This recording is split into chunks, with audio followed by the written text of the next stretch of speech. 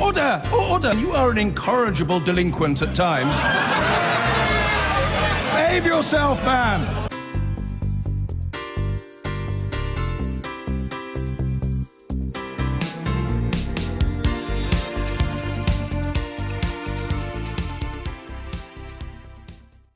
The Department for Education says pay rises for teachers in England and Wales will remain capped at 1%, but the independent body which reviews teachers' pay has warned that it's making it difficult to attract new recruits to the profession.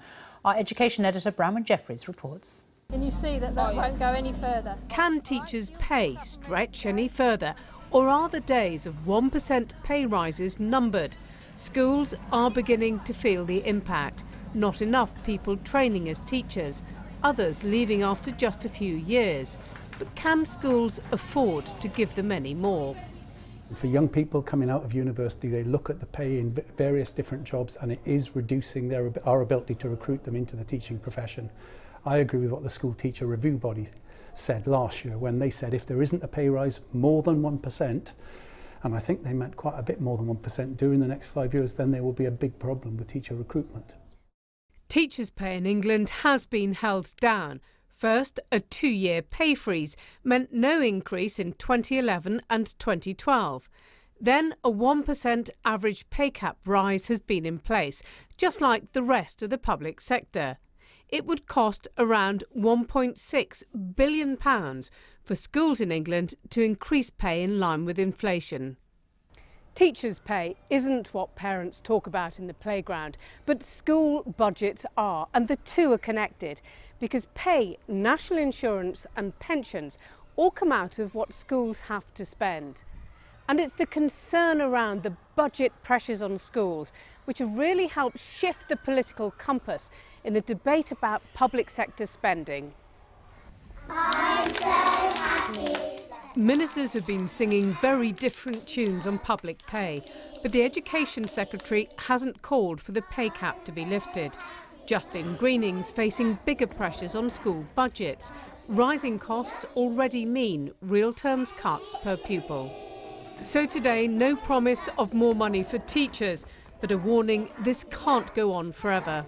The government made it very clear to all the pay review bodies that they should be looking at limiting increases overall to 1% to keep within the government's pay targets and the government's spending targets. Now, the politics may have changed a little more recently, but the work of this review body will have happened over the last several months, and they're still working within the instructions that were given to them a year ago. And what does she kind of struggle with? Schools face growing pressures on their budgets. They need enough teachers too. A problem today's report warns won't go away. Bronwyn Jeffries, BBC News. The government says most teachers' pay in England and Wales will remain at 1% as it sticks to the public sector wage cap. It's accepted the recommendation of the official pay review board, but it means another real terms cut for teachers at a time when hopes have been raised for a better deal. From Westminster, here's Angus Walker. So everybody looking around this way, Reuben. Will Leng has been teaching at a primary school in East London for 8 years. He effectively hasn't had a pay rise for his whole teaching career since the public sector pay cap was introduced in 2010. Today's announcement means his salary increase will remain capped at 1%. Well, 1% is not that great. Obviously, inflation, I think, is running a little bit higher than that, so it ends up being a pay cut again. The average pay for a teacher is £35,100. In real terms, that's £4,500 less than what they earned before the pay cap was introduced in 2010. Labour say it's forcing staff out of the profession. Almost a quarter of the teachers who have qualified since 2011 have already left.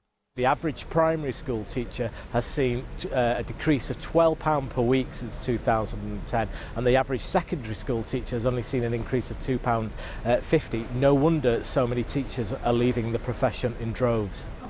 The 1% pay cap has split the cabinet since the election, when many voters seemed to reject austerity policies. The Education Secretary, Justine Greening, wanted teachers to get more, but was overruled by the Treasury, although this award does give lower paid staff a 2% rise. Would we pay more tax to increase public sector pay? Would you pay more tax to pay teachers more? Why not? If we pay more tax, like road tax, council tax, for any other things, if we can pay more tax, why not for this? If I knew that maybe the money, the extra percentage was going fully towards the teachers, probably I would do. The pay body decision is based on parameters set by the government, which continues to argue that the country has to live within its means. Angus Walker, ITV News, East London.